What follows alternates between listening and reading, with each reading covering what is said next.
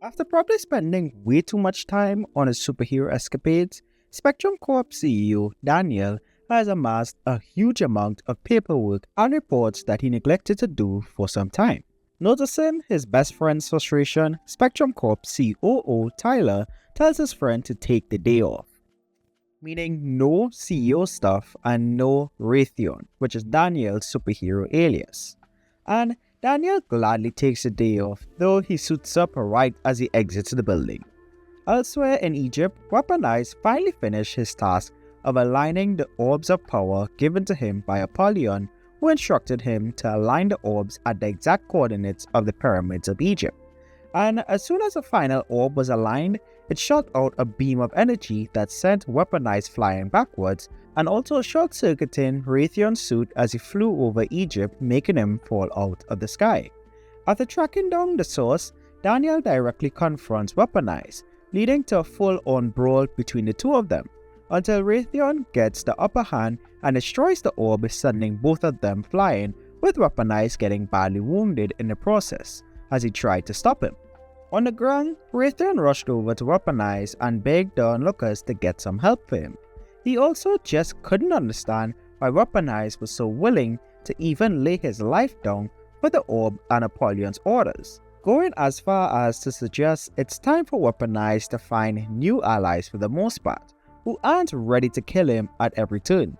But Weapon Eyez was reluctant, telling Raytheon you are too dim to understand that it is you who is on the wrong side. Daniel then watches as Weapon Eyez is taken away by paramedics before heading back home, annoyed that his one day off was ruined, all while news reports paint his heroic escapade as a racially motivated evangelical Christian terrorist attack. So the story we just covered was written by Bill Ropp and is only the first half of this issues of Parables of the Remnant. Our next story follows the Watcher Warriora and is written by Evan David. In the basement of a church in rural Mississippi, a minister tells his kidnapped victims that he has them locked up for their own good, as the world out there is a corrupt one. But down here with him, they'll be safe and he'll keep them pure, devoted and obedient just like God intended, promising that he'll be heading out soon to get some more friends to join them, as well as promising that he'll be bringing some food for them tomorrow. But before he is able to leave, Warriora smashes through the church's roof, proclaiming, "Wrong human, you won't be coming back here again." With the sighting of a United Nations watcher soaring through the sky and busting into a church, the scene was quickly crowded with local law enforcement and news reporters requesting a comment from Warriora as she just single-handedly rescued 5 women who were reported as missing in the past weeks. One of the reporters asked her to verify a source that said she broke into the minister's home without a warrant to find the evidence that led her to the church, but she confirms that since she is a part of the UN's Watchers, it has opened more direct options for them to get things done, crediting the gods of Olympus as the ones who guided her to figuring out that the man had kidnapped the woman. A statement that puzzled the reporters, with Warriora assuring them that the gods like herself are quite real and her mission is to lead humanity back into their embrace. Also saying this minister and his skewed beliefs led him to do harm to these women.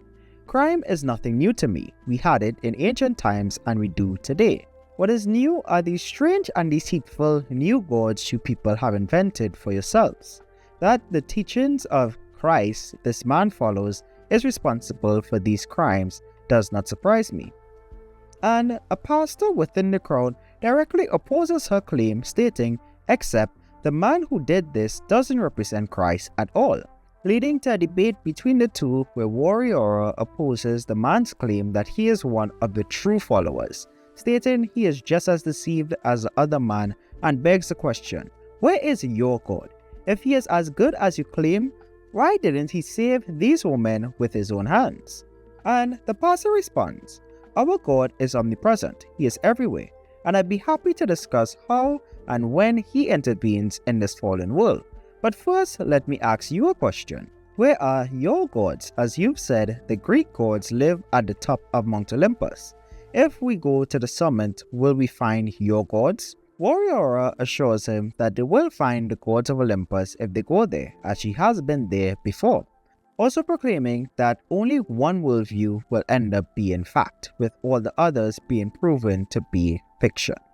Warriora eventually returns to her home at the UN HQ, where she overhears Jade and Weapon Eyez making fun of her conversation with the pastor that was all caught on the news, with Jade saying that Warriora is crazier than she thought and can't believe Apollyon encourages her delusions. As Warriora tries to settle in a room, she prays to Zeus, saying, "These heathens mock me, they mock you. I know where I come from and what I'm here to do." And instead of settling in for the night, she takes a trip to Mount Olympus for the sake of reassurance. Yet when she gets there, she finds nothing. Though, as he is programmed to do, Robotron immediately informs Apollyon of Warriora's sudden trip to Greece, with Apollyon giving him the order to activate the AR chips they implanted in the optical and temporal lobes, allowing Apollyon to appear before her as her father Zeus, encouraging her in her moment of doubt and reminding Warriora that her mission is to lead the humans back to the old ways and away from the futile religions of the invisible gods that have swept the world, as well as urging her to continue to heed the words of Apollyon, as the fates have revealed it's through him that Warriora will fulfill her destiny. And Warriora feels relieved and starts to thank her father for the reassurance, but she was distracted by a random flash, which Zeus explained away to be the result of his lightning bolts being ready from the forge, sending her off back to the UN headquarters to continue her mission. Once she is in the clear, Robotron ends the feed and immediately is scolded by Apollyon for the glitch in the projection that he had to explain away to being a result of his lightning bolts being ready, accusing the AI of not committing its full power to the simulation as it was programmed to do, and reminds it that if Warriora was to ever discover the truth and turn against them, it would be disastrous for everyone, commanding Robotron to make sure such a glitch never happens again. When Warriora gets back to her UN home, she runs right into Jade and asks to have a moment with her, where she takes the opportunity to punch her in the face and proclaim, "I am not out of my mind. I am a warrior queen of Olympus, and I will complete my purpose no matter who stands in my way. You would do well to remember that." Elsewhere at the Remnant HQ, Tech-9 holds a small meeting with Biz, the Apostle, Pink Spade, and Eternal Promise, showing them his findings of a recent report by his supersonic speed alert he placed over the Grecian airspace, showing them the footage of Warriora's last trip to Mount Olympus captured from their satellite, where she is basically standing there talking to either no one or someone that they themselves could not see. So the team draws a couple conclusions. Either she is a few crayons short of a full box and is actually crazy, she has multiple personality disorder, or she is being played and manipulated in a way that supersedes her free will into believing that she is the daughter of Zeus, which would potentially cause her red baptism to not count as she would have taken it against her free will. And at the sound of there being a chance that her soul could potentially be saved, the Apostle is more than ready to at least try to wake Warriora out of such a dream. And with that, let's put Parables of the Remnant issue 9 on our Christian fiction judgment scale. With a story direction and concept written by Bill Robb for Raytheon's Day Off and Evan David for the Warriora story, it gets a solid 4 to 5. Both were really cool, but I definitely was more interested in Warriora's story than Raytheon's. It's cool though to get a slice of life of Daniel and Tyler's Spectrum Corp, even though it was just a couple of panels, as well as seeing a story resolving around dealing with Weapon Eyez. I am guessing Raytheon's suit can travel at a very fast speed because he went from the US to Egypt in a pretty short span of time. The news reports painting him as an evangelical superpowered terrorist continue to drive in the delusion that Apollyon has since been able to lock the world of the Remnant into, as he proceeds to incrementally rise into his position as the Antichrist, using his watchers to set various things in place like the order he gave to Weapon Eyez in this issue. I've been anticipating the Warriora storyline for a while now, ever since the cover art was revealed and our interview with both Evan David and Bill Roop last year, where they each shared a little on the direction they were planning on taking Warriora, and it did not disappoint. It's been a known fact to everyone on the Watchers that Warriora has been brainwashed into thinking that she is the daughter of Zeus on a mission to bring back the worship of the Greek gods, when in actuality it was all a ploy by Apollyon, who had her brainwashed into thinking that and taking the red baptism, which is basically kind of the Remnant's version of the mark of the beast. Since she didn't take it on her own free will, there is still a chance for her to be saved, unlike a lot of the other Watchers. But in the event that she realizes she was brainwashed, it will definitely be a nightmare for them, which this pencil artwork that was put into the Remnant group shows that might be coming up very soon, which I can't wait to see. When it comes to dialogue, it's a 4 to 5. Bill seeing LOL in speech bubbles made my brain do a backflip that I did not know how to process. I did quite like how Raytheon offered his help to Weapon Eyez after his battle. That exchange was pretty cool, as both characters came across the way you would expect if you read through enough issues of the Remnant, which this is my 30th Remnant review, by the way, which is always awesome to think about for me personally. We've been through that much issues of the Remnant. I really liked what Evan did with Warriora's discourse with the pastor who attempted to defend Christianity against the actions of the minister.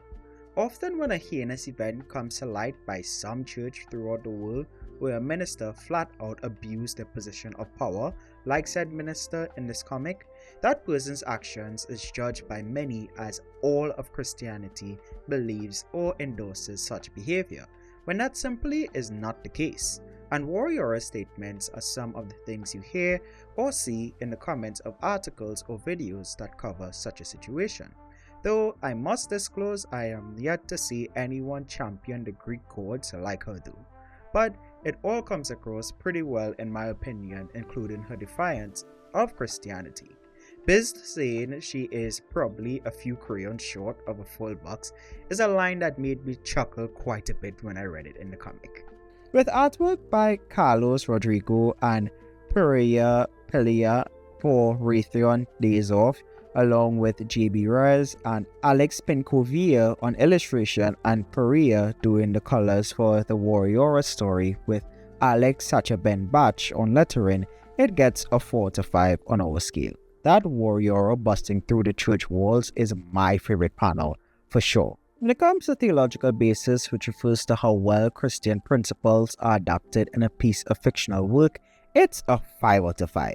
As I said in the dialogue section, I definitely like how the Warriora discourse with the pastor and the kidnapping minister was handled, as well as how the apostle and Pink Spade are ready to spring into action at the potential opportunity to save a soul from the red baptism. The news reports of Raytheon also gave me a chuckle with the context of the Remnant universe being set in the premature rise of the Antichrist. So lastly, my recommendation against the volume of gospel-infused comics we have covered, it gets a 4 out of 5. Both stories were pretty fun and definitely worth checking out. So overall, Parables of the Remnant issue 9 gets 4.2 out of 5 from the Xplanations. Do you agree with me, or do you have a different take than I do? Let me know down in the comments below. Link to purchase the comic can be found at the top right hand corner of your screen or in the description below or on the end card of the video. Bill reached out to me letting me know that he has a discount code in store where you guys can get a 20% discount on your Remnant purchases. But I haven't gotten it as of the time of recording this audio, so be sure to head down to the comments or the description of this video to know what it is. If you enjoyed the video, then why not consider leaving a like on it and subscribing for more reviews and coverage of comics made by professing believers. If you enjoyed the video to the point you want to check out another one on the channel, then be sure to click the card at the top right hand corner of your screen to check out our other Remnant reviews, or you can check out this video that YouTube is recommending to take you down our gospel infused comic reviews corner of the internet.